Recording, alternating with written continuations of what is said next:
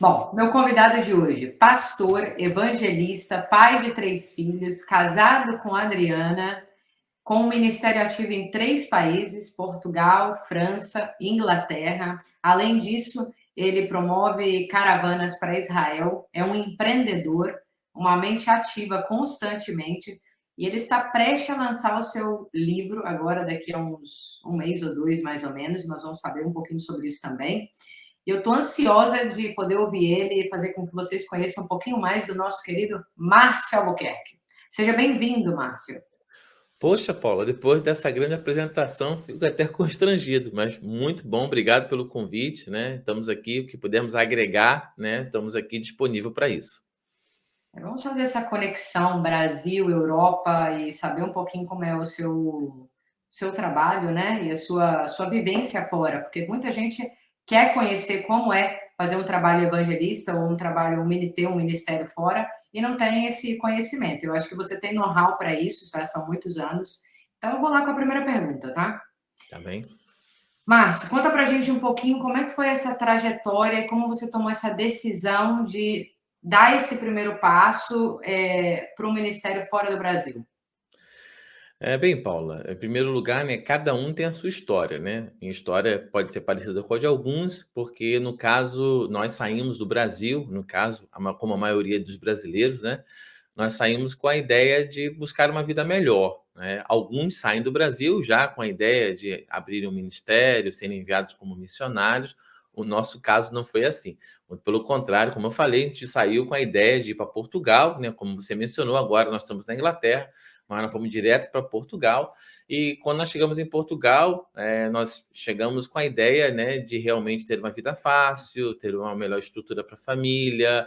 Eu já tinha meu filho, então nós fomos exatamente com essa ideia, né, a ideia do sonho, não o sonho americano, mas o sonho europeu, né, de conseguir ter uma vida melhor. E aí nós chegamos em Portugal. Basicamente, esse foi o start, né? Ao chegarmos em Portugal, né, nós chegamos lá, né, com aquela ideia, né, e há muitos anos atrás, estamos falando quase 20 anos atrás, nós tivemos esse choque cultural, que acho que a Paula também sabe tão bem quanto eu, que é aquilo que a gente imagina e aquilo que é a realidade. Uma coisa era o que eu imaginava quando estava no Brasil, eu sou do Rio de Janeiro, né? Outra coisa foi aquilo que nós encontramos quando nós chegamos em Portugal. Embora seja a mesma língua, né, as diferenças são gigantescas, Paula, gigantescas. Embora falamos a mesma língua, até na própria língua nós já temos um pouco de dificuldade, porque como nós não estamos habituados, né, a ouvir, né, o português de Portugal com aquele sotaque, então até para entender inicialmente já é um desafio, porque a gente tem dificuldades de entender aquilo que os portugueses estão falando, porque eles usam um certo sotaque que é difícil para nós, como falei, né? Então, tivemos um grande choque cultural quando nós chegamos em Portugal, por causa da língua, por causa do clima. Como eu falei, sou do Rio de Janeiro. Nós chegamos em Portugal na altura de fevereiro, né? E ainda estava muito frio, né? Como você sabe, Portugal faz temperaturas muito baixas, né? Então nós chegamos, né, num período difícil por causa da língua, por causa da cultura, por causa do clima. Então muitas coisas assim foram extremamente desafiadoras, né, Paulo? Então esse tempo o primeiro impacto foi um impacto muito forte para a gente, né? Então, até inicialmente, fiquei até com, né, acredito que todo mundo passa por isso, fiquei até com um desejo, né, de regressar para o Brasil. E você já, quando você chegou em Portugal, você já tinha se formado para o ministério, você já tinha estudado teologia, você já atuava como pastor ou você foi algo que foi acontecendo? Então, Paula, na minha realidade, né, quando nós saímos do Brasil para Portugal, né, eu costumo dizer que eu estava brincando de ser crente, né? Eu ia à igreja, participava, mas para ser sincero, né, já partilhei isso algumas vezes, não dava muita atenção não, Paula. A igreja, aquilo que estava acontecendo, até eu gostava de estar na igreja, mas pouco entendia a respeito da fé, pouco entendia a respeito de realmente ser um discípulo, um seguidor de Jesus, não entendia muita coisa não. Então, quando eu saí do Brasil para Portugal, realmente que quando eu cheguei em Portugal, que eu comecei a ter minhas primeiras experiências, desafios de fé, E aí, automaticamente, minhas primeiras experiências com Deus, e a partir daí comecei a dar os meus primeiros passos, né, na minha caminhada de fé, né? Foi em Portugal, no Brasil, nem perto nem de longe. Mas daí, deste momento ao que você chegou hoje, você construiu, né, nesse longo desse período com a sua esposa, um ministério sólido, que já, eu não sei já há quantos anos, mas eu imagino que já há muitos anos daquilo que eu te conheço, né? É, sim, exatamente, né, mas realmente, né, foi um encontro com Deus que eu tive, né, precisei ter esse encontro com Deus lá em Portugal, na altura, um momento extremamente difícil para nós, porque acredito que todo imigrante, né, passa por uma situação parecida com essa. Chega com muitos sonhos, muitas expectativas e depois tem o choque da realidade. Acredita que vai ser fácil, que vai ganhar muito dinheiro e que vai voltar para o Brasil, né, e vai ser feliz para sempre, né? Basicamente tem sempre essa ideia. Então, quando nós chegamos em Portugal, tivemos esse choque extremamente desafiador, e isso fez com que eu procurasse a igreja, né, procurasse uma igreja. Eu tive uma grande dificuldade na altura de encontrar uma igreja, porque não havia igrejas onde nós estávamos, né? Nós estávamos numa cidade chamada Vila Real, no norte de Portugal, e lá não tinha nenhuma igreja. Então eu procurava uma igreja e olha só o choque, né? No Brasil a gente tinha uma quantidade, várias opções para a gente poder ir para a igreja, e quando cheguei em Vila Real, em Portugal, não tinha nenhuma igreja. Não tinha placa, não tinha na internet, não achava de jeito nenhum. Então, eu entendi, né, do valor, né, da comunidade da fé, do valor da igreja, porque depois de muita dificuldade, acabei encontrando, então, a igreja, né, e quando cheguei lá, né, comecei, então, a ser acompanhado pelo pastor, né, ser ajudado. Então, para mim foi um divisor de águas, porque quando eu cheguei à estrutura da igreja, aí sim eu consegui receber o apoio, a estrutura necessária para mim conseguir dar os meus primeiros passos de fé. Então, essa primeira fase, né, podemos assim dizer, Paula, muito antes de ser um obreiro, de fazer um curso de teologia, de ser um pastor, né, foi realmente uma fase de adaptação como imigrante, depois de ser introduzido numa igreja, e a partir dali começar, né, a ser acompanhado, a ser ajudado. Então, eu devo muito a Deus, né, com certeza, mas através de Deus, através da estrutura da igreja, porque a igreja em todos os lugares, e principalmente, né, no campo missionário, a igreja ela exerce um papel fundamental na vida do imigrante que está chegando, porque a igreja é um local onde você encontra pessoas que provavelmente falam a mesma língua que você, são de cidades parecidas com a sua, pessoas que têm mais tempo do que você e podem facilmente lhe dar instruções, lhe ajudar, seja o próprio pastor ou seja pessoas que estão já na igreja. Então, a igreja ela exerce um papel social também muito importante nesses Acolhimento, primeiros né? passos, né? De acolhimento próprio. Eu também tive essa experiência de procurar a igreja quando cheguei, tanto em Portugal quanto aqui na Itália. Porque a gente busca realmente esse acolhimento, esse contato, né, com quem te entende. Esse acho que é o primeiro. Não sei se todo mundo faz, mas eu indico super assim. Se você está chegando sozinho num país, acho que um dos primeiros passos pode É, ser com esse. certeza. Então, o maior desafio da sua família chegando em Portugal foi essa fase de migração, né? De adaptação mesmo, de estar num país totalmente diferente do seu, por mais que falasse a mesma língua. É, exatamente, foi essa adaptação até a gente conseguir encontrar, né, um lugar para se estar. Porque como você é imigrante, né, qualquer lugar onde tem trabalho você vai, né, onde tem oportunidade você abraça, mas aí chegou um momento, e eu fiquei bastante feliz com isso, graças a Deus, que nós encontramos um lugar para estar, um lugar onde nós passamos provavelmente mais de 10 anos, né, 10, 12 anos, né, no mesmo lugar, na mesma cidade, e isso, né, começou a fazer algo fazendo muito sentido para nós, porque deu senso de pertencer a um local, né? Então nós chegamos numa cidade que amamos, né? Amo até o dia de hoje, cidade de Amarante, em Portugal. Nós fomos trabalhar para lá, né? Trabalhar com uma empresa de publicidade, que nessa altura, né? Nós já começamos, né, a empreender. Na verdade, no Brasil a gente já tinha uma frutaria, né? E aí em Portugal a gente empreendeu, começamos a trabalhar com publicidade, e aí num passo assim muito louco, né, de fé. A gente entrou realmente de cabeça,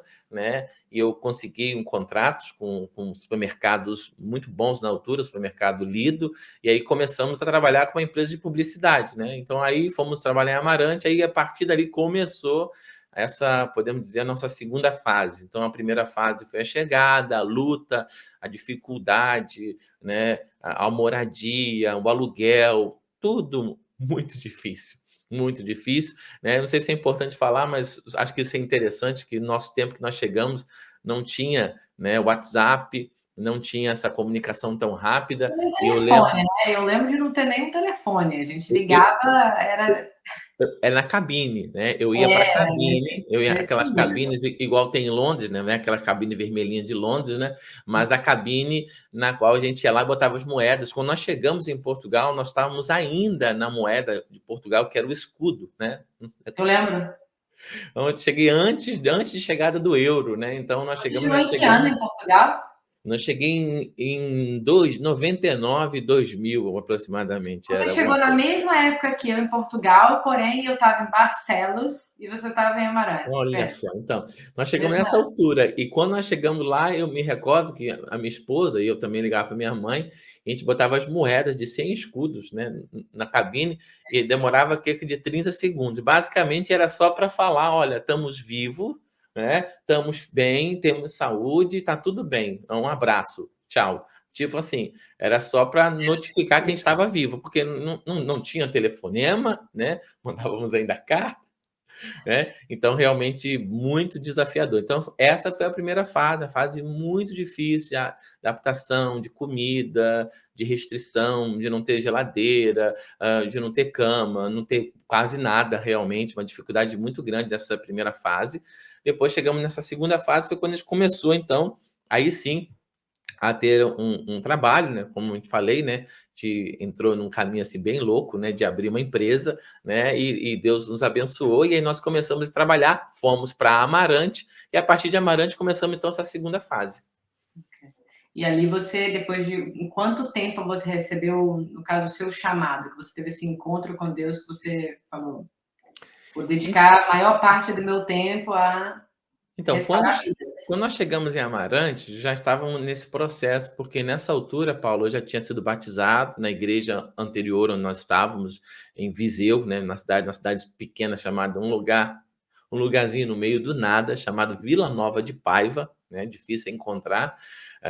Nós estávamos lá e a partir dali, né, eu muito feliz estava e estou, porque Deus sempre colocou perto de mim pessoas que foram de grande referência, né? Na altura nós tínhamos participava de um pequeno grupo familiar na casa do pastor. O pastor chamava João, né? Um brasileiro, português brasileiro, né?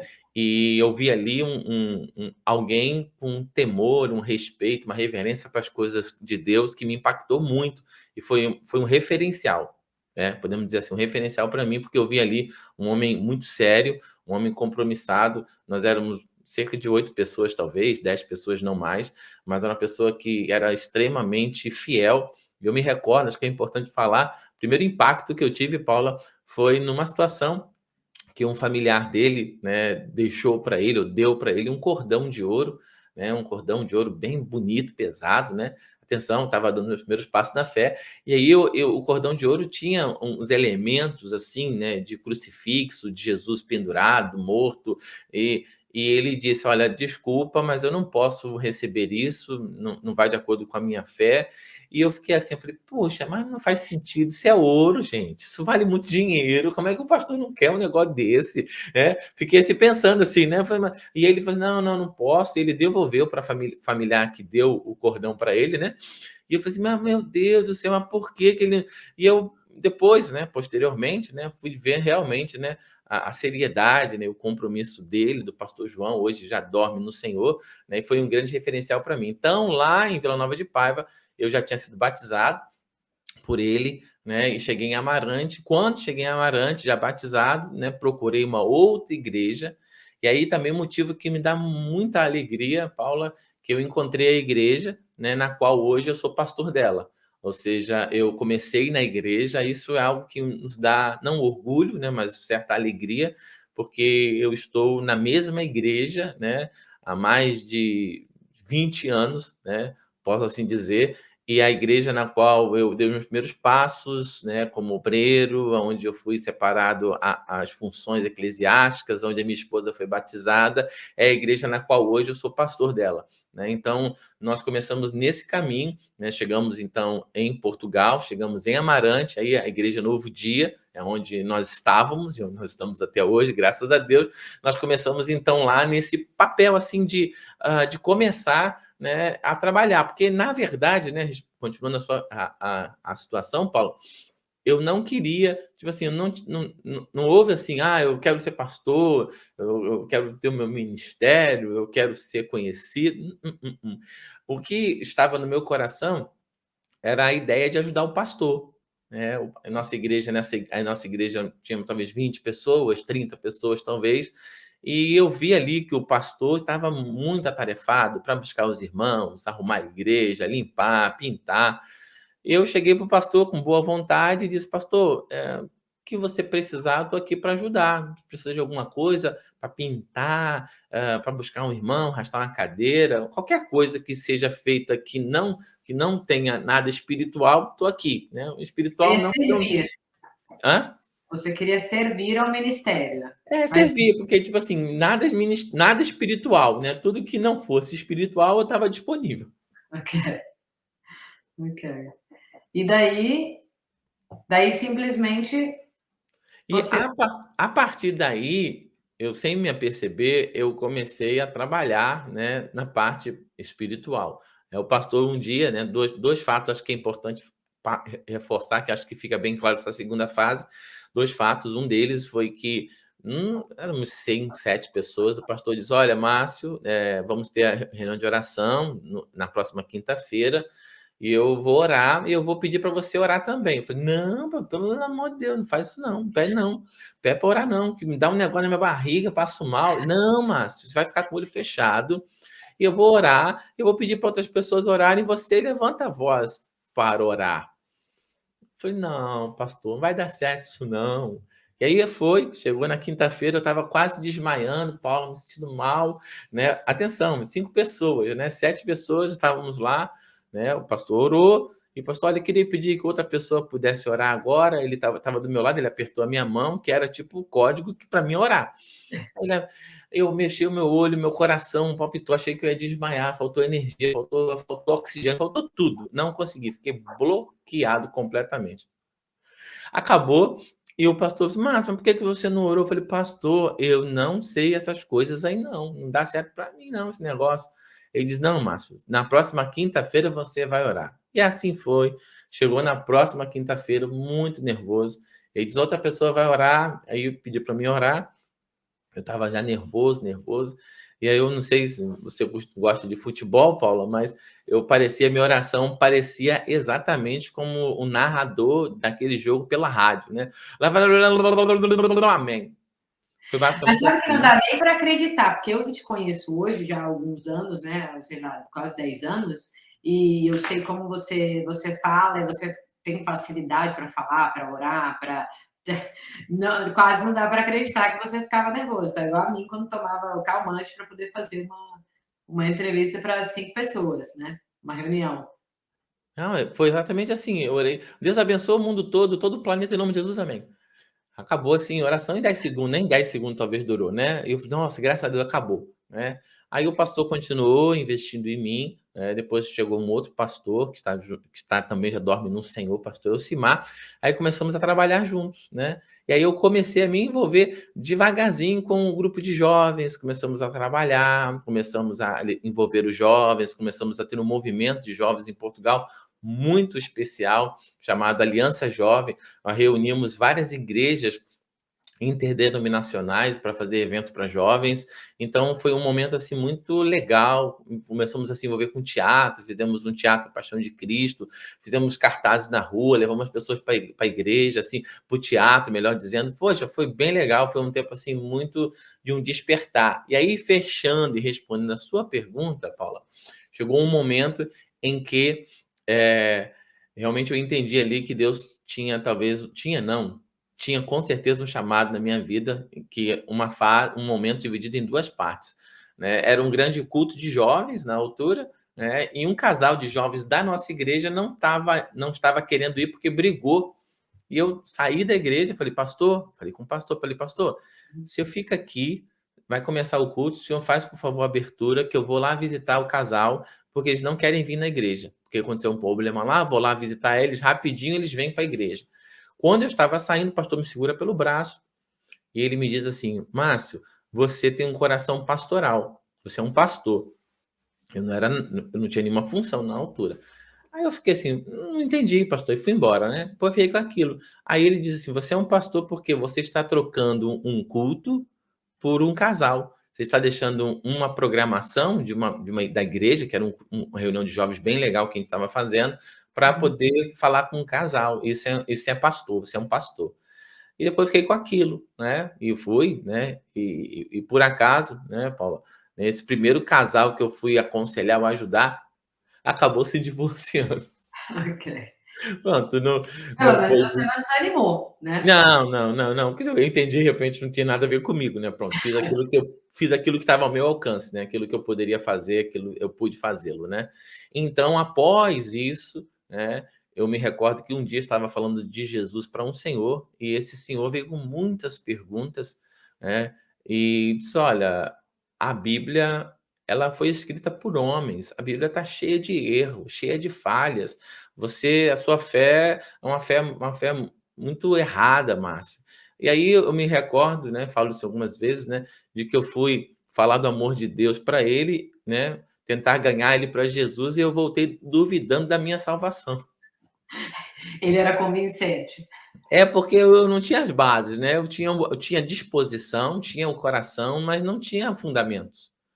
E você sabe que a gente precisa ter fundamentos. E a partir dali, aí para você ver como é que foi tudo de forma inconsciente, né? Se eu posso dizer. Eu fui para o seminário, falei assim, olha, eu preciso me preparar, preciso ir para o seminário, estudar, para mim poder responder essas pessoas como tem que ser, porque eu preciso saber disso. E aí fui para o seminário, meu pastor autorizou, me abençoou, mandou a carta, eu fui para o seminário, fiquei 3 anos no seminário lá em Portugal, para poder entender um pouquinho, né, da Bíblia, e a partir dali, aí sim, depois desses 3 anos de seminário, aí entendi que, opa, atenção, né? Paralelamente trabalhando com empresa de publicidade, né? Fazendo seminário, aí sim, eu falei, opa, agora sim, né? Me sinto preparado. Aí entendi que estava chegando essa terceira fase. Então, a primeira fase seria a nossa chegada a Portugal, período de adaptação. Segunda fase, essa transição, né? De crescimento, de amadurecimento em Deus, de ganhar as bases para poder entrar numa terceira fase, que é a fase, podemos dizer assim, a fase de ministério, né? A fase da chegada ao ministério.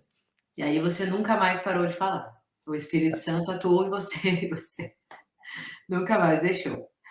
Não, eu te conheço um pouquinho, né? E sei um pouco da sua trajetória, mas é importante falar, quando você tocou na questão do casal, que eu acredito que ter um ministério no Brasil é um pouco diferente de você ter um ministério fora do Brasil, porque aqui você, como pastor, eu imagino que você encontra dores que lá no Brasil você não vai encontrar, porque aqui tudo se amplifica, né? Uhum, No caso uhum. do casal, tá sozinho, tá sem a família, tem dificuldade econômica, tem que se manter, ou seja, o trabalho do pastor dentro de uma comunidade que está fora do Brasil, eu imagino que os desafios você encontra muitos desafios, né?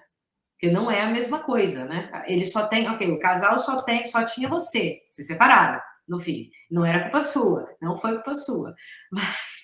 Mas entre isso também tem outras dificuldades. Tem pessoas que vão sozinha para outro país e chega aí, ou seja, você acaba sendo pai, mãe, psicólogo, pastor, você tem uma sobrecarga, né? Eu imagino.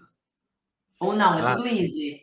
não, por acaso, Paula, é extremamente, como você falou, e falou bem, né? Venho testificar isso, que fora, né, do Brasil amplifica muito os desafios para todo mundo, para os casais, para os jovens, para os pastores, ou seja, é extremamente desafiador. Enquanto você falava, passou na minha cabeça um filme rapidinho de que até situações de briga, né? Eu já tive Já tive situações de ir fisicamente mesmo, de rolar no chão com uma pessoa, defender da faca de outro, coisas que eu nunca imaginei que eu teria que passar, eu já passei por causa exatamente dessa fase de estar ligado ao ministério, de ser uma resposta, de ser um pai, ou seja, surge uma situação, a primeira coisa que a pessoa procura, o pai e a mãe não está aqui, maioritariamente, né?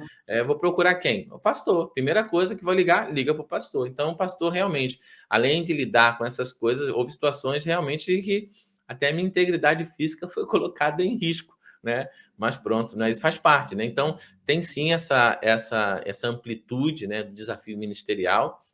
Além do mais, também de que, maioritariamente, talvez 85%, né, dos pastores que estão no ministério, posso dizer mais aqui da Europa, eles, ao mesmo tempo que eles estão cuidando da igreja, eles também precisam trabalhar, precisam ter o seu trabalho, precisam trabalhar de segunda a sexta, às vezes fim de semana, horários alternados, e também tomar conta da igreja. Então, dá para perceber facilmente do grande desafio que é, né, nos tempos de hoje, você, né, pastorear, né, cuidar de uma igreja, do ministério, e automaticamente também conseguir, porque o custo de vida em qualquer país da Europa, né, você sabe, não é um custo de vida fácil, você não consegue ter recursos assim com muita facilidade, tem que trabalhar e muitas vezes trabalhar muitas horas, né, Paulo?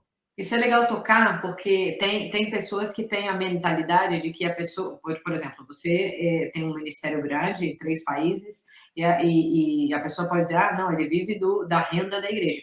E eu que te conheço, eu sei que não é assim. Você empreende justamente porque você faz por amor ao ministério, ao reino e aquilo que você acredita, né? E por isso você trabalha, sua esposa trabalha, e não é assim, ah, porque eu tenho um ministério e vou viver disso e sou rico. Não, não tem isso. Você vive do seu sustento, né? Daquilo que você faz.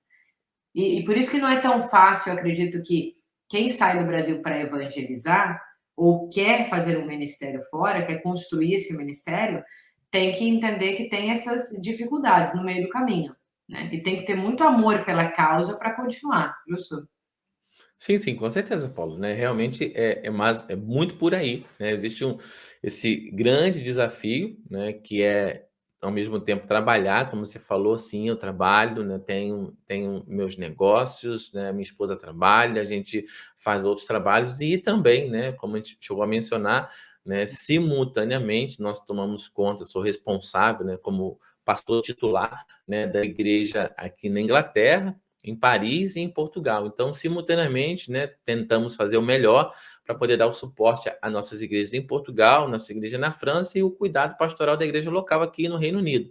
Então, realmente, por si só, isso já é uma demanda muito grande, né, que a gente que está sempre, ou muitas das vezes, sob pressão, porque a gente procura fazer o melhor que a gente pode fazer com a força que nós temos. Né? A palavra do Senhor fala sobre o assunto, né? Tudo que vier à tua mão, faz conforme a tua força, porque para a sepultura para onde você vai não há obra, não há ciência, não há conhecimento. Então a gente procura, com a força que nós temos, fazer sempre o melhor aqui, mas que é desafiador, é pressão, é com certeza. Ainda mais agora, no nosso caso, estávamos na Inglaterra, ainda vem um outro desafio, que é um outro desafio cultural. O fato de estar em Portugal, isso é importante, acho que falar, que a pessoa pensa que tudo é igual, não é igual. Portugal é uma coisa, Espanha é outra coisa, Itália deve ser uma outra realidade, aqui na Inglaterra é outra realidade. Então, cada país tem uma outra realidade, uma outra cultura. Aqui, no caso, temos o desafio, né, linguístico, coisa que em Portugal é só um período rápido de adaptação,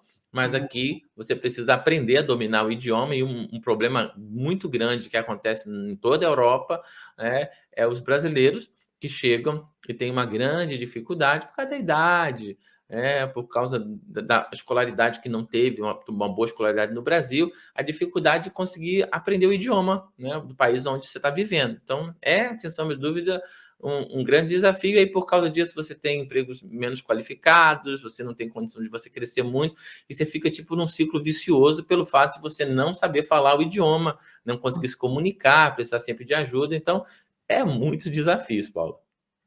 Tem um assunto que eu quero tocar, que foge um pouco, mas entra também, porque a gente falando da dificuldade, né, do pastor, e do imigrante em geral, né, na Europa, mas tocando na pessoa que quer emigrar para ter um ministério, quer ser evangelista ou missionário fora, é, existe essa hoje em dia, né, principalmente essa sobrecarga. Com essa sobrecarga, existem pastores que desistiram do ministério, existem pastores que desistiram até da própria vida. E sei que tem muita gente que tem preconceito quanto ao pastor ter que se cuidar, né? Ter, no caso, ter um terapeuta, ter alguém que ajude, ter alguém que aconselhe, porque no fim de tudo, o pastor é um ser humano. É um ser humano que tem dores, tem emoções, tem dificuldades, vai ter dia ruim. O pastor não está bem todos os dias, né? É igual o psicólogo, não vai estar bem todo dia, toda hora, para você poder auxiliar. O que que o pastor, o que que você aconselha para a pessoa, e o que você usa, talvez, na sua vida mesmo, para tirar um pouco da sobrecarga, para num momento assim de crise mesmo, o pastor pode procurar um auxílio? Deve procurar um auxílio?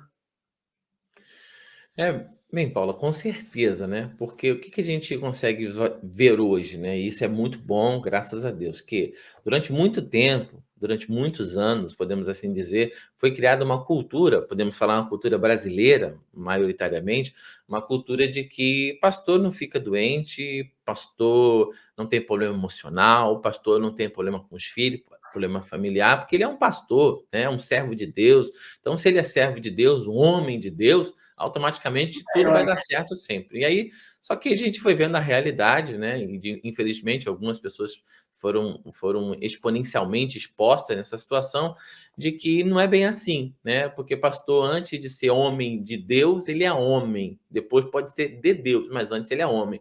E como homem tem as suas necessidades, como homem tem as suas limitações. Então é extremamente desafiador. Começando pela própria família, acredito que você deve ter o conhecimento que hoje, né, infelizmente, muitos filhos de pastores acabaram não apenas não continuando no ministério, dando continuidade talvez ao chamado ministerial, mas também até na fé, Paula. Até na fé, às vezes, o próprio filho foi embora, porque viu a pressão, viu a grande dificuldade que o pai vivia e o filho acabou se apartando da fé, traição, divisão de igreja, confusão, tantas coisas que acontecem internamente no dia a dia, que às vezes a própria família, né, não conseguiu aguentar o próprio filho. Então, sem sombra de dúvida, é um grande desafio para o pastor. E o pastor em si, se ele não tiver essa consciência, ele pode entrar num caminho, uma síndrome de burnout, pode entrar facilmente para um caminho da depressão e até o desejo, né, até a tentativa de suicídio. Por quê? Porque são emoções, a gente está lidando, não está lidando com números, não estamos lidando com computador, nem com bicho, a gente está lidando com seres humanos, né? E nós temos um envolvimento, sem sombra de dúvida, um envolvimento muito forte emocional com as pessoas, ligações. E aí depois, como eu acabei de falar, vem traições, vem pessoas que nos entristecem, falam mal, arrumam confusão, nossos problemas às vezes financeiros, problema familiar, automaticamente o pastor emocionalmente, né, ele pode ter uma fé muito bem estruturada, mas a emoção dele vai sendo bagunçada e nós aprendemos bem, a depressão ela pode ter 3 níveis e essa depressão, se você não for bem tratada, você pode ter problemas. Então, sem sombra de dúvida, hoje, né, super recomendado que o pastor tenha cuidado com o espírito, com a alma e com o corpo.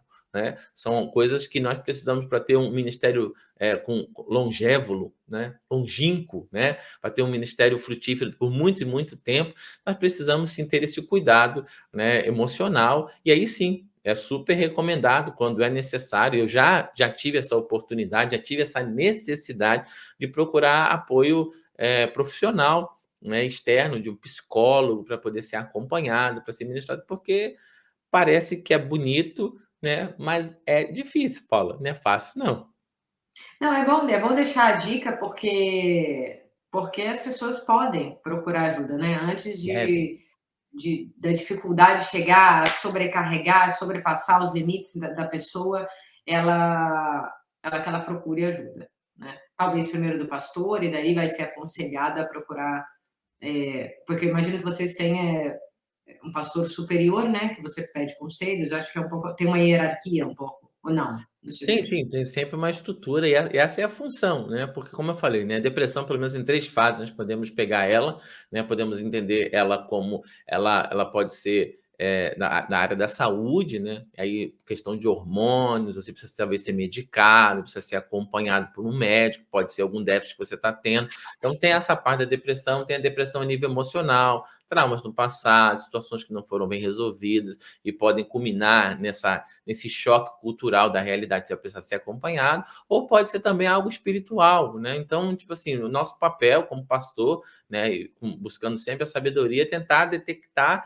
e sempre ajudar, né, a pessoa que vem procurar ajuda, qual é o melhor caminho para ela poder trilhar, com o intuito de entender de que nem tudo é espiritual, né? Também nem tudo é natural. Temos que ter esse equilíbrio, né? Uma visão de fé bem equilibrada para realmente sermos pessoas que ajudam as pessoas a romperem e a vencerem momentos temporários que, se não tratados, pode se prolongar por muito tempo, bloqueando a pessoa e impedindo que ela possa estar morando em qualquer lugar do mundo, melhor país, com as melhores condições financeiras e ainda assim sentir um vazio, um buraco na alma, porque não é a geografia que muda a nossa vida, né? Mas realmente nós estamos alinhados com Deus e com o propósito que Ele tem para nossas vidas, né? Fica a dica então, quem está fora, pastor ou não pastor, procure ajuda antes de qualquer decisão que possa ser irreversível, né? É. E voltando aqui ao seu ministério, você já tinha, já tomava conta de 3 igrejas em Portugal quando decidiu fazer esse salto, né? É, a Inglaterra e França. Como é que foi isso? Assim, bom, tenho 3, agora eu quero expandir. Vou. Então, avançando nessa terceira fase que eu cheguei a mencionar, né, nós saímos da nossa igreja, iniciamos na nossa casa, né, na cidade do Porto, uma reunião familiar, reunimos um pequeno grupo, né, e de lá nós fomos para o local onde não nós estamos hoje, mas muito próximo. Nós começamos então a igreja, essa primeira igreja, a igreja no Porto, né, que está no norte de Portugal, e posteriormente assumimos 2 igrejas que já faziam parte do nosso ministério, né, em Amarante e Inês Pereira, e aí ficamos com essas 3 igrejas em Portugal. A partir dali, né, através de uma família que estava numa das nossas igrejas, em Amarante, se mudou para a França, Paris, e nós começamos a dar essa assistência. Eu ia uma vez ao mês a Paris, visitá-los, acompanhá-los e, encurtando a história, iniciamos então um trabalho em Paris. Começamos a igreja em Paris, hoje já vai fazer, se eu não me engano, 9 anos, é isso, que a igreja está aberta em Paris. E depois de Paris, né, a história se repetiu aqui na Inglaterra, onde eu estou agora, aqui na cidade de Bognor Regis. Aqui, mais uma família pediu auxílio, uma igreja estava aqui passando por muitas dificuldades, não havia pastor, nós viemos para cá, e aí acabamos assumindo aqui esse trabalho, na qual hoje eu estou aqui pastoreando a igreja, então bastante desafiador, e hoje são 5 igrejas em 3 países, né, e chegamos nessa estrutura, né. Quantos anos você está em Londres? Em Londres não, na Inglaterra, Bem, nós cidade? estamos aqui agora no mês de abril, né, próximo mês de abril, né, daqui alguns mesesitos nós vamos fazer 7 anos, né, que a gente 7 está aqui, anos. 7 anos. Uau! E o inglês, você chegou aí já sabendo tudo do inglês, The books on the table, né, this is cat, that is dog, né, pronto, é isso. eu morei em Londres e a dificuldade era grande com o inglês. Pronto, é isso, né, o inglês é o desafio nosso de cada dia, né, mas com um pouco de preguiça a gente chega lá. Mas a parte positiva é que você foi, sua família foi, seus filhos, afinal, começaram a estudar aí, né? Você tem 3 filhos, e o Lucas, a Vitória e o Daniel, né? Exato. E a Vitória foi bem pequenininha, né? Então ela já comanda o inglês aí perfeitamente, ou seja, nível de educação na Inglaterra é muito bom, né? Sim, e uma coisa que você tocou importante, Paulo, né, e aí fica uma recomendação para todos que estão nos assistindo agora, que é um princípio, né, de que família é para estar junto, né, família é na alegria, na tristeza, na saúde, na doença, com um feijão ou com picanha, tem que estar junto, né. Os relatos que eu tenho, não só da minha experiência, mas de muitas pessoas, Paula, é que muitas pessoas vêm para cá, né, ou vêm para fora, deixa a família no Brasil, e aí quando acaba por espera aí só um minutinho. Ai, meu Deus, cocei o nariz aqui, vou voltar essa pergunta aqui. Nossa, não estava aqui no meu nariz, espera aí. Vou voltar. só isso aqui é interessante, eu quero falar, tá? Só desculpa, Ok. não aguentei meu nariz. 1, 2, 3. Uma coisa que é interessante, Paula, de notar também é que família é para estar unida, né? Sempre, sempre. Família tem que estar unida, né? Na alegria, na tristeza, na saúde, na doença, porque os relatos que nós temos aqui, não só meu, mas de muitas pessoas que eu acabo por conhecer, é que às vezes a pessoa sai do Brasil, né? Vem, maioritariamente o marido vem, deixa a esposa e os filhos no Brasil e vem para poder dar o start, né? Para poder começar a vida e depois traz a família. Só que nesse interim, nesse intervalo, muitas das vezes o brasileiro que chega no outro país, começa a trabalhar, e aí ele tem temporariamente uma vida de solteiro. Por quê? Não tem esposa, não tem filhos, se envolve às vezes com pessoas que não são boas pessoas, que não valorizam tanto a família, e quando ele se apercebe, ele já está se envolvendo com outras pessoas, e muito, não é pouco não, tá? Muitas das vezes acaba tendo um relacionamento extraconjugal, e houve situações da pessoa se divorciar. É uma faca de dois gumes. Quem está aqui na Europa, por exemplo, pode vir arrumar uma outra pessoa, né? E aí deixa a família lá no Brasil, não traz a esposa, não traz os filhos, fica lutando ao máximo. Primeira coisa. Segundo, do outro lado acontece a mesma coisa. Tá aqui o marido maioritariamente trabalhando, a esposa está no Brasil, e aí o marido trabalha para enviar dinheiro, enviar dinheiro, enviar dinheiro para comprar passagem, para que a esposa venha, os filhos venham, para estar toda a família reunida no país onde ele está trabalhando.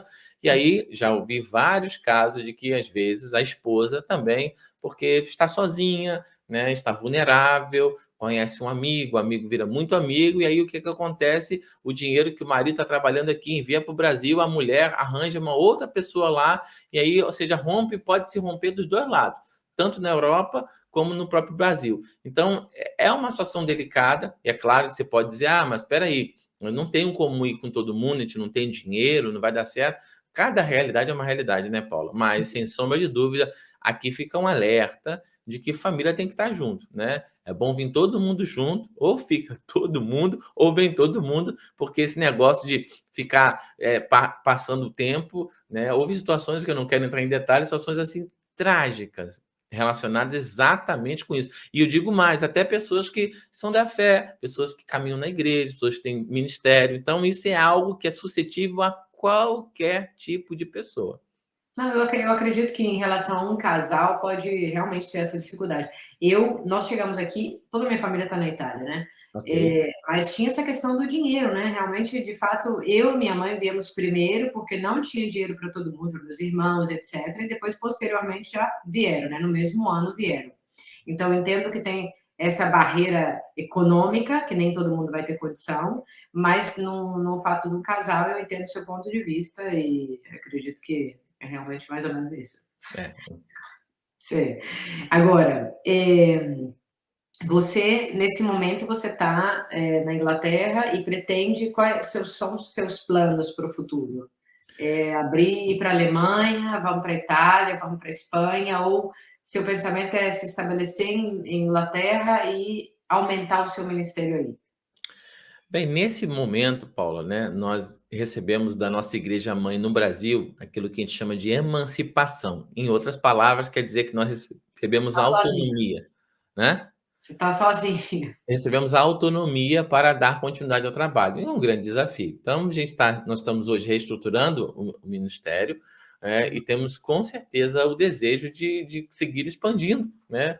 Ganhando estrutura e seguir expandindo tanto na Inglaterra como pela Europa. Temos essa ideia, mas passos sólidos, passos bem firmes, porque um dos grandes problemas é crescer sem estrutura, né? Porque aí dá problema, né? Porque quando você cresce muito rápido e você Uhum. não tem a estrutura para dar base para esse crescimento, vai dar problema. Então, isso acaba por acontecer muitas das vezes, a gente precisa ter esse cuidado. Então, nós temos sim esse interesse, né, de continuar crescendo, mas com estrutura, né?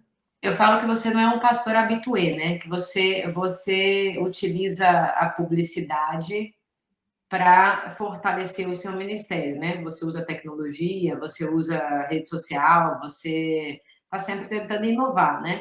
Você acha importante em tempos de social media, eh, quem está dentro do ministério agora expandir também nesse sentido? Tecnológico, publicidade?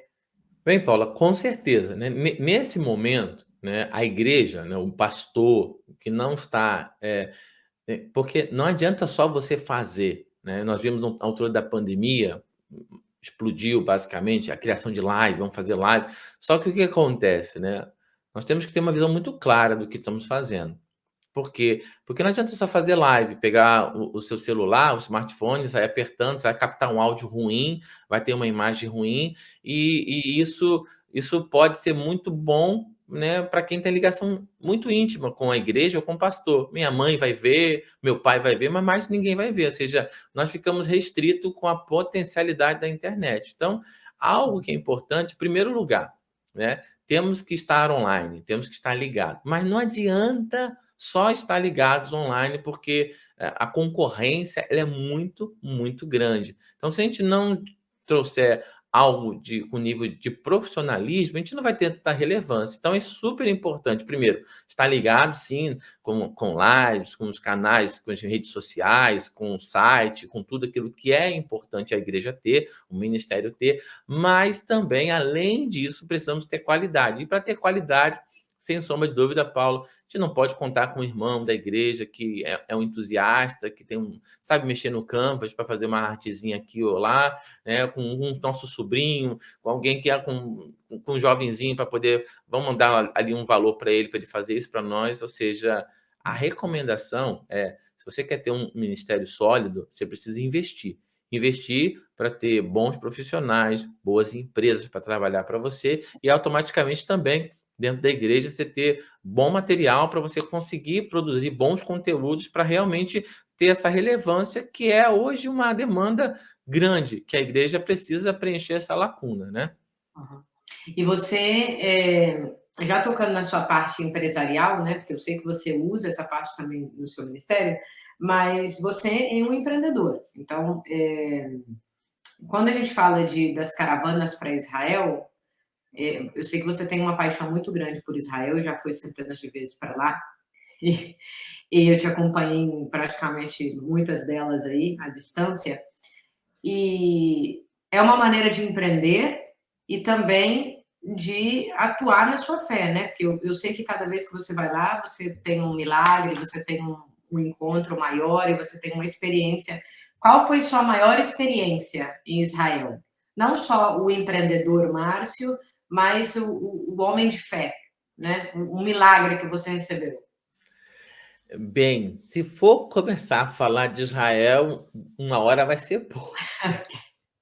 Mas vamos lá. Né? Israel, primeira coisa de Israel, primeiro desafio de Israel é o seguinte: todo cristão que tem condição para ir, precisa ir. Acabou, acabou. Isso aí não é todo mundo que vai, eu percebo facilmente, mas todo cristão, e principalmente quem está aqui na Europa, nós estamos no meio do caminho, ou seja, todo cristão deveria desejar conhecer a Terra Santa. É ponto final. Isso é uma Não, coisa não que nesse momento, né? Mas daqui a um tempinho, em sim, nome de Jesus.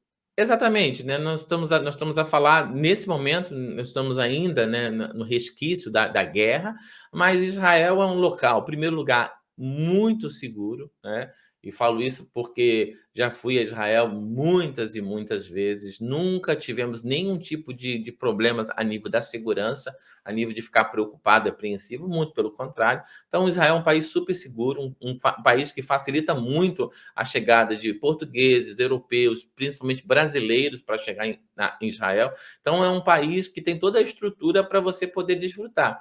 E quando você vai, né, se você não tiver a visão equivocada, né, de você ter simbolismos, de querer trazer água do Rio Jordão, pedra, areia, não. Mas a importância é que a sua mente explode. Porque lá você vê a Bíblia, você abre a Bíblia, o livro, né, você lê. Lá você vê. Você abre os teus olhos quando você fecha os teus olhos, quando você abre, você está vendo a sua Bíblia. A Bíblia, as locais, a geografia, tudo que aconteceu, o rio, é maravilhoso. Não tem como você voltar da mesma forma, ir para Israel e voltar da mesma maneira. É impossível, impossível, impossível. E Eu claro que não Israel. fui, eu não fui, mas tenho o sonho de ir, mas tive um amigo que levou minha foto lá para o Muro das Lamentações. Tá valendo? Olha, então, existem. Muro das Lamentações, né? Existe um texto bíblico que eu gosto muito de citar quando eu estou no Muro das Lamentações. Grava isso só que é muito forte. Salomão, né, quando ele vai fazer a oração de consagração ao templo, ele ora, e na oração de Salomão, lá em 2 Crônicas, ele diz o seguinte: Senhor, né, está consagrando o templo, ele diz: Senhor, toda oração que for feita neste lugar, ouve tu desde o céu, da sua habitação, e atende. E aí ele diz assim, Paulo, ele diz assim: Senhor, quando o estrangeiro que não for do teu povo Israel chegar aqui e orar para este lugar e fazer a ti uma petição, ouve, Senhor, a oração do estrangeiro que não for do teu povo Israel e atenda a oração do estrangeiro para que todos os povos da terra saibam que o Senhor é Deus. Uau! Você pegou? Ou seja, Salomão estava já orando por mim, por você, para que nós, ao chegarmos naquele lugar, ao orarmos, a oração de Salomão: Senhor, ouve a oração do estrangeiro. Sou estrangeiro, não sou de Israel, eu não sou israelita, né, por nascença, né, sou herdeiro da promessa em Abraão. Então, quando a gente chega no Muro das Lamentações e você está lá orando, é algo que não há palavras. Por mais que você veja vídeos, e muitos bons vídeos que existem aí, falando detalhadamente sobre isso, sobre aquilo, nada se compara com que você esteja lá, ao vivo, você tocar e você ver. É uma coisa muito especial, Paulo, muito especial. Não, a foto só não vale, tem que ir lá. Não vale só a foto, nem o vídeo. Mas ajudou, hein? A foto ajudou. Sim. Ajudou. Você teve um milagre, né, importante no Muro das Lamentações. Sim, né? Tive, na verdade, nosso amor, tanto meu como da minha esposa, por Israel, ele é muito grande, né? E o desejo que nós temos, né, sempre foi esse, de levar as pessoas para Israel para poder experimentarem, terem a experiência maior de entender mais a Bíblia e de receber milagres. Então a gente faz, né? Realizamos caravanas para Israel sempre com essa ótica, sempre pensando realmente em conseguir levar o maior número de pessoas, porque o valor é muito, muito alto, né? Podemos assim dizer, principalmente quem sai do Brasil. Então nós trabalhamos muito para conseguir oferecer o melhor roteiro pelo menor preço, né? Então essa minha experiência que você falou sobre o milagre foi muito especial. Nós estávamos no Muro das Lamentações, né? Orando. Eu tinha meus 2 filhos, né? O Daniel e o Lucas e o Daniel. E aí a minha esposa estava orando no Muro das Lamentações. Quando chega lá, ele é dividido em 2 partes. Uma parte onde só as mulheres podem orar e outra parte que é só os homens. Essa divisão lá, minha esposa estava orando. E aí nós tínhamos o desejo de termos uma filha, né? Estávamos orando a respeito do assunto. E ela estava lá orando, colocando um pedido no Muro das Lamentações. Enquanto ela estava orando, né, pedindo ao Senhor que nós pudéssemos ter uma filha, havia uma criança, né? E enquanto ela estava orando, uma bebê vai e toca na mão dela, e aí ela para de orar, ela vai ver, quando ela olha assim, é uma criança, é uma bebê, uma menina, né? E vai dar um sorriso para ela, né? E ela na hora se alegrou e entendeu de que Deus já estava dando vitória, né? Então, automaticamente, né, o nome, né, que Deus nos concedeu à nossa filha chama-se Vitória. E ela Veio de Israel. não, eu sabia da história porque a tua esposa me contou. É uma história muito bonita. Eu sei que esses são um dos milagres, né, de Israel. Mas o conceito da caravana começou com uma viagem sua a nível pessoal, que você foi conhecer e você se apaixonou e daí começou a fazer as caravanas e empreender. Justo? O conceito é bem simples, né? Nós fomos, eu fui uma vez, fui a segunda vez, e na segunda vez foi muito ruim. Nós fomos com uma agência de viagem, o roteiro foi muito apertado, nós não conseguimos tomar banho no Mar Morto, foi uma coisa assim muito difícil. O guia, né, estava nos induzindo ao erro, não dava muito tempo para o pastor poder ministrar, ou seja, foi uma experiência muito ruim. E eu falei assim: eu quero voltar a Israel, mas eu preciso voltar com pernas próprias. Começamos a ir sozinho, eu e minha esposa, só mesmo para ir. Nesse intervalo, nós temos um amigo que mora em Jerusalém, que ele é guia, e lá ele estava, ele nos levou para conhecer todos os lugares, passamos por muitos lugares, ele foi mostrando muita coisa que eu nem sabia que existia. Então ele foi dando uma formação para mim, né, nesses dias que nós estávamos lá em Jerusalém, caminhamos com ele, e a partir dali eu falei assim: ok, vamos começar com pequenos grupos da minha igreja, fizemos alguns pequenos grupos, levamos pessoas da nossa igreja local, fizemos 1, 2, 3, 4, fizemos algumas viagens com grupos pequenos e a experiência, Paula, incrível. Preço super acessível, roteiro que nós vamos em muitos lugares que são pagos, e as caravanas, que nós chamamos de caravanas padrão, omitem isso do roteiro, não levam as pessoas lá porque tem que pagar, né? Nós buscamos sempre, por causa da experiência, de proporcionar o melhor.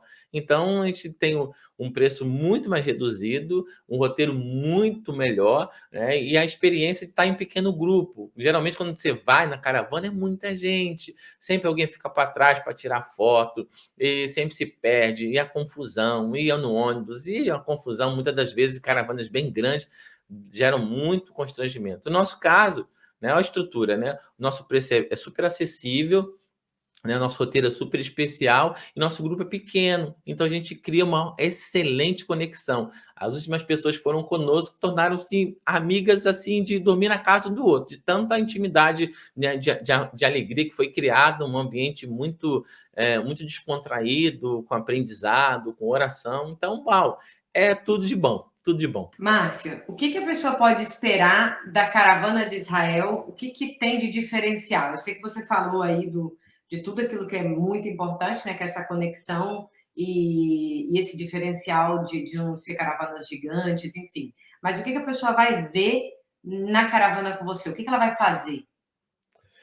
Bem, vamos lá. O primeiro diferencial, né, que eu falei, é relacionado com o preço. Nosso preço é um preço muito menor, né, do que é cobrado pelas caravanas padrão. Primeiro, preço. Segundo, o roteiro. Nosso roteiro é um roteiro que é diferenciado, porque nós trabalhamos proporcionando sempre a melhor experiência para quem vai. Terceiro, nós levamos em pequenos grupos, são pequenos grupos que fica fácil a mobilização, automaticamente a gente consegue ver mais, consegue extrair mais.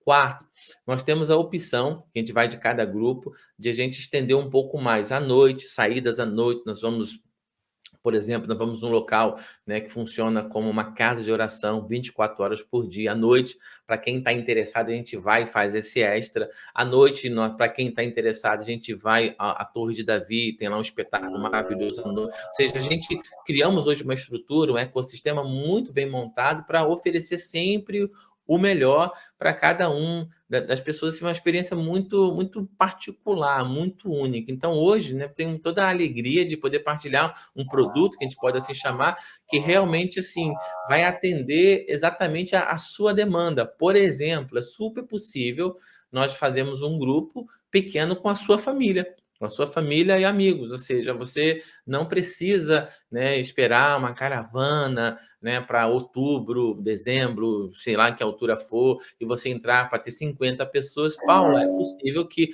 você com 6, 8 pessoas, 10 pessoas, nós fechamos um grupo e eu vou conduzir você em todo o trajeto, desde a Europa até a chegada, em todo o caminho, nos guias locais, na orientação, toda a estrutura, nós te acompanhamos em todo. Então, olha só que legal.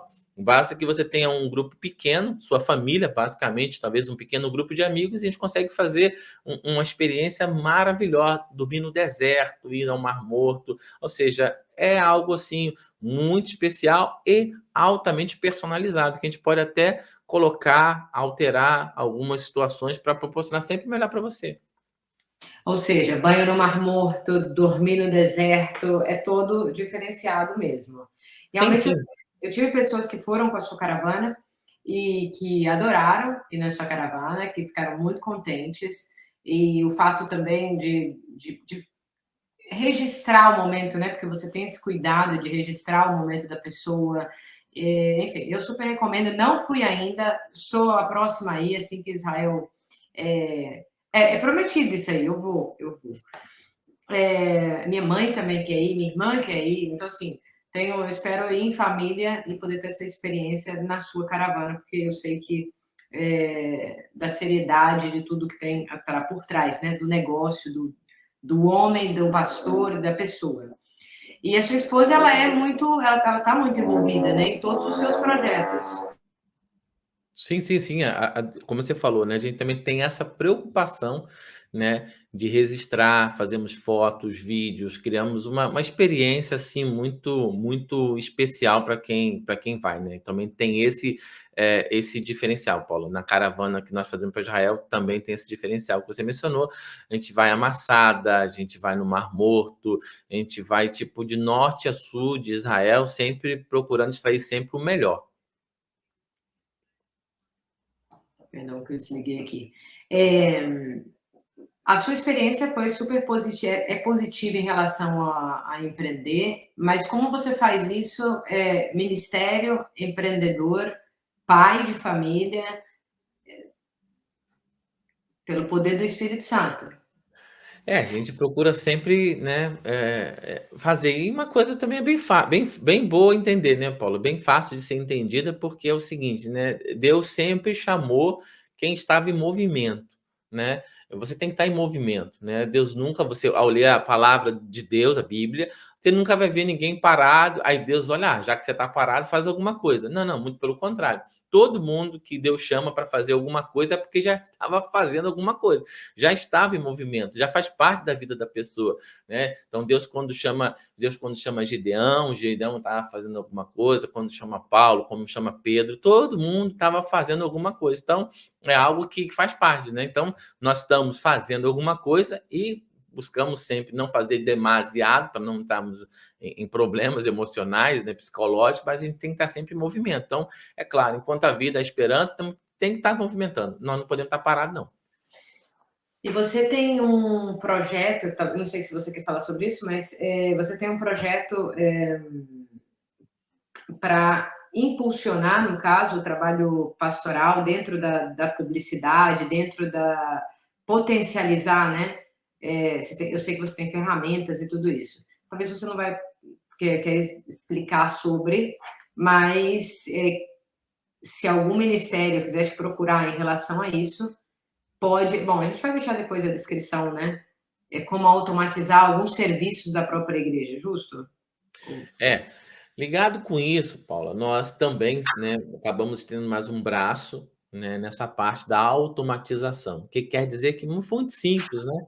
É uma demanda hoje, né? A igreja que não está ligada também, o ministério, realmente está deixando uma oportunidade passar desapercebida, que existe hoje ferramentas, né, que nós construímos até uma delas, que ajudam demasiadamente no dia a dia da igreja, né, na facilidade para você poder conseguir focar no que é essencial. Então, sem sombra de dúvida, hoje nós precisamos ter a inteligência para utilizar as ferramentas que estão disponíveis no mercado para potencializar o ministério, para poder facilitar o acompanhamento, a ajuda, né, da igreja, das ovelhas, das pessoas que fazem parte. Então, sem sombra de dúvida, nós acabamos desenvolvendo também um braço, que é um braço ligado com essa parte de automatização de processos, para poder facilitar para igrejas e não só. Mas basicamente é isso, né? Sem sombra de dúvida, é algo que precisa terem atenção, né? Bom, depois abaixo no vídeo a gente vai deixar a descrição, que quem quiser te procurar pode estar entrando em contato. E a gente já está quase terminando, mas eu quero fazer mais algumas perguntas. Para o empreendedor, né? Agora falando como empreendedor e não como pastor, se dá para diferenciar, né? Eu não sei, mas como empreendedor, quem está no Brasil hoje e quer imigrar para qualquer país da Europa, qual é o seu conselho como empreendedor? Vai ter batendo na porta aí? Não, agora eu vou falar. Ah, tá. Então eu vou Tem responder. alguém aqui batendo aqui sem parar. Eu desligo o meu, eu silencio, depois eu já apago essa parte. Ah, tá, tá bem. Também vocês vão Tá? estar batendo na porta aí, ok, Fiz a ok. pergunta, você só. Eu vou desligar o microfone e você só responde. Não. Bem, Paula, como empreendedor, né, eu posso dar alguns conselhos, né, para quem está no Brasil, que a Europa, ela é uma boa oportunidade para quem tem visão de empreendedorismo, né? Se você tem um negócio, se você tem a facilidade em alguma área, eu super recomendo você estudar um pouco melhor sobre o país para onde você quer ir, o que você quer fazer, mas existe mercado, seja aqui na Inglaterra, em França, e na Espanha, em Portugal e em outros países, né? Existe sim oportunidade, se você tem uma boa colocação, tem uma boa experiência, expertise na área, vale muito a pena. E se você deseja talvez implementar, quantos casos, Paula, nós temos hoje aqui na Europa de brasileiros que empreenderam, trouxeram às vezes ideias do Brasil, implementaram. Não é fácil, mas é super possível, né, você sair dessa bolha. Eu até recomendo que você tenha esse pensamento, porque se você não tiver essas habilidades, esses skills, você pode entrar num caminho realmente de vender horas, né? Vai trabalhar para vender horas para conseguir ter um salário justo, digno, mas se você tem condição, você no seu coração arde a chama do empreendedorismo, de crescer, super recomendo você falar aqui com a Paula, falar aqui nesse canal, porque sem sombra de dúvida vai te ajudar, porque eu conheço, né, esse canal e sei que existem como um canivete suíço, muitas oportunidades para você poder ter a vida mais facilitada, quem sabe assim, uma consultoria, um auxílio para você entender qual é o melhor local para empreender, seja você trazer um negócio, implementar uma ideia nova ou fazer um investimento num franchising aqui na Europa, super funciona. É super possível você ter uma nova qualidade de vida, experimentar um novo tempo e sonhar em Deus, né? Sendo bênção aonde quer que você esteja. Então, não pare de sonhar. Muito bem. Márcio, eu agradeço de coração. Que Deus abençoe a sua vida, o seu ministério, a sua família. Eu tenho um carinho imenso, né, por vocês.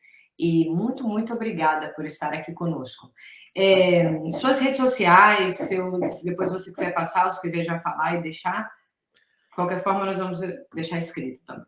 Tá, vou deixar aqui sim, nas redes sociais, porque aproveito, né, para partilhar que nós, né, buscamos ter uma presença digital bem forte, né, estamos no YouTube, né, com o nosso canal no YouTube, temos oração pela manhã, oração à noite, todos os dias, então acho que é super abençoador para a tua vida você participar, né, Márcio Albuquerque, provavelmente você vai encontrar lá no nosso canal, e automaticamente aqui no Instagram, no TikTok e em todas as redes sociais. Nós temos Márcio LBQRQ. Nós estamos sempre juntos lá, buscando sempre, no que é possível, sermos bênçãos e ajudar a todos.